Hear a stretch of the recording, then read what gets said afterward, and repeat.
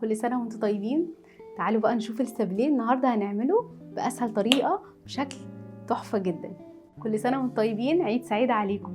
تعالوا النهاردة بقى هنعمل السابليه بالطريقة بتاعته اللي هي الأصلية بتاعت المحلات اللي معروفة جدا. يعني السابليه في ناس اختلفت عليه بيتحط له بيض ولا ما بيتحطلوش بيض.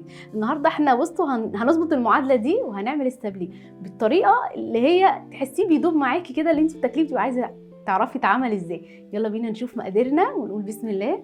مقاديرنا بسيطة جدا، يعني ما فيهاش خزعبلات كتيرة. يعني اول حاجة عندي هنا 3 كوباية ونص دقيق، هنخله طبعا كويس. اهم حاجة بالنسبة لي عندي كوباية الا ربع زبدة. الزبدة اهم حاجة تكون بدرجة حرارة المطبخ. تمام. المعادله بقى اللي احنا هنظبطها، احنا هنحط بيضايه واحده بس، مش محتاجين بقى نحط الكميه البيض اللي احنا بنشوفها 3 بيضات ولا 4 بيضات. لا، هي بيضايه بس تكون حجمها كبير كده. معلقه كبيره نشا، عندي رشه ملح وفانيليا، كوبايه وربع سكر بودر، بس اهم حاجه يكون مطحون كويس جدا. ممكن نشتغل في العجان وممكن كمان تشتغل بالمضرب الكهربائي او بالمضرب اليدوي، مفيش اي مشكله عندنا خالص. اهم حاجه اول حاجه كده هننزل بالسكر مع الزبده، نضربهم بقى كويس. هنزل بقى بالبيضايه كده وارجع تاني اخفق كويس برضو لحد ما الاقي القوام عندي كده ناعم. يبقى كده بالنسبه لي حلو قوي. رشه فانيليا بس كده بسيطه طبعا عشان البيض. نضرب بس ضربه بسيطه. هو كده بصوا القوام بتاعي حلو قوي كده. شكل الخليط بتاعي كده بالنسبه لي حلو قوي. شايفين اللون بتاعه فتحي معايا ازاي؟ هنعمل ايه؟ رشه ملح كده بسيطه بس على الدقيق، معلقه النشا خلطهم بس كده مع الزبده عندي والبيض والسكر. عادي بقى نشتغل بايدينا، مفيش اي مشكله. هوريكم دلوقتي ملمس العجين انا عايزاه يكون عامل ازاي. تعالوا بقى اوريكم شكل العجينه بتاعتي وملمسها. شكل العجينه لما اعملها كده بالنسبه لي طريه معايا اهي. ده ملمس العجين بتاعنا. هناخد بقى قطعه عجينه كده، لازم نشتغل على كيس ثلاجه بالشكل ده. يعني نفرد الكيس، تبقى العجينه بتاعتنا كده. نجيب الكيس تاني كده فوقيه بالظبط.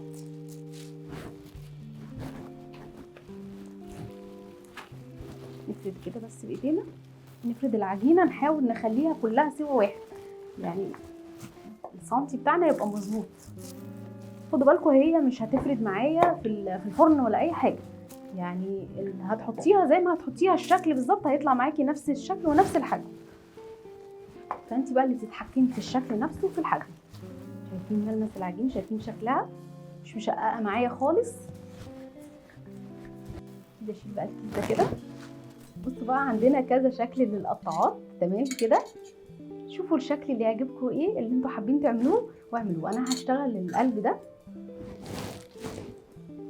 نقطع كده. لقيتوها بتلزق معاكم ممكن تحطوها في الدقيق بس وترجعوا تقطعوا تاني. لو بقى انتي بالنسبه لك بتحسي ان هي بتلزق معاكي مش بتعرفي تطلعي الشكل كويس، هتعملي ايه؟ هتدخلي الكيس كله في التلاجة شويه وبعدين تطلعيه وتقطعي، تشيلي القلوب كده او الشكل اللي انت عاملاه ايا كان الشكل نفسه. يعني كده طالعه معايا مظبوطه اهي، مقطعتش معايا ولا اي حاجه.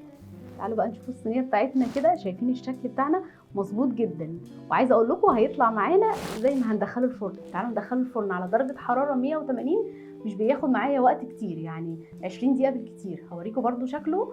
تعالوا بينا ندخله الفرن. تعالوا بعد ربع ساعه هنبص عليه. يلا بينا. بصوا الصينيه اللي تحت عندي كده خلاص كده حلو قوي. بصوا طبعا ما بناخدش لون من فوق، هو اللون بتاعنا بيبقى من تحت. تعالوا بقى بعد ما هدي معايا، سيبته طبعا حوالي نص ساعه كده يهدى معايا عشان اشتغل عليه. شايفين بقى الشكل السابليه؟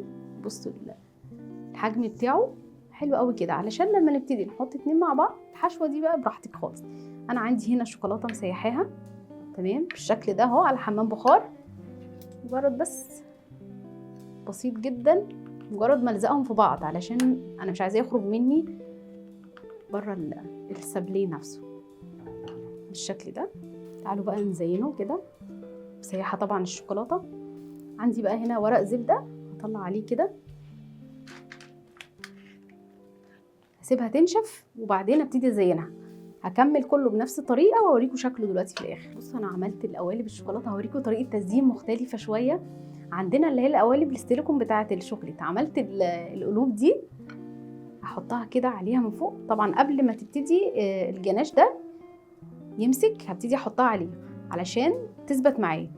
شكلها جديد ومختلف، وممكن كمان نحشي القلوب دي من جوه مثلا كراميل، تحشوها اي صوص بقى انتوا بتحبوها، هتبقى حلوه قوي. فكره جديده كده ومختلفه، وبتدي يعني شكل حلو قوي للستابليه. تعالوا بقى نزينه. ممكن نزينه بالورق اللي هو ورق الذهب ده، طبعا غذائي طبعا، او الدست الغذائي الذهبي. تعالوا ممكن ايه الفرشه كده، شايفين بقى ايه. تعالوا ممكن نحط هنا بقى ورق الذهب ده كده برضو. بصوا برضو بيبقى شكله حلو قوي كده. عملنا مع بعض النهارده السابليه وزيناه سبيشال خالص زي ما انتم شايفين. عملناه بورق الذهب وكمان عملناه بالدست الذهبي، والحشوه بتاعته حلوه جدا. ما تنسوش لو عجبكم الفيديو تعملوا لايك وشير وفولو. باي باي.